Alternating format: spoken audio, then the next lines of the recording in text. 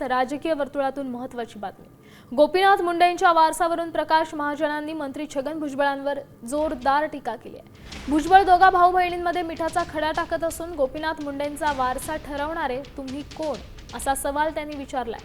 तसंच पंकजा मुंडेंचं गोपीनाथ मुंडेंच्या वारसदार असल्याचंही त्यांनी सांगितलं।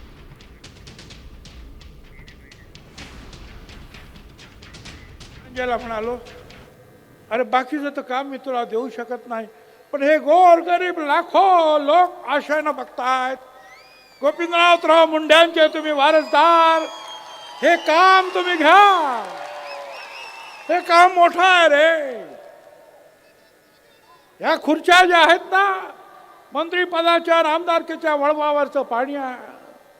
जे बहीणभाऊ काही दिवसापासून एकत्र आलेले आहेत, त्या दोघांच्या प्रेमामध्ये कुठेतरी मिठाचा खडा पाडण्याचं काम भुजबळाच्या या वक्तव्याने केलं आहे। मला असं वाटतं की भुजबळाचं धनंजय मुंडेवर जर एवढंच प्रेम आहे तर त्यांनी तो बंगला धनंजय मुंडेकडे राहू द्यायला पाहिजे होता। उलट मुख्यमंत्र्याला म्हणायला पाहिजे होते की आता माझं वय झालंय, कशा मला मंत्रिपद देता, राहू द्या धनंजय मुंडेकडे, त्यालाच मंत्री राहू द्या। म्हणजे गोपीनाथरावचा वारस ठरवणारे भुजबळ कोण?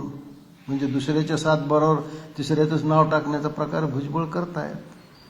भुजबळ तलाठी कधीपासून झाली? त्याच्यामुळं भुजबळाने हे वक्तव्य केलं, याला माझा खरा विरोध आहे। म्हणून मी ती पोस्ट टाकली की भुजबळांनी दुसऱ्याच्या वारसा हक्काच्या बाबतीत काही वक्तव्य करू नये। आता isakal.com आहे देशातील नंबर 1 ची मराठी न्यूज वेबसाईट।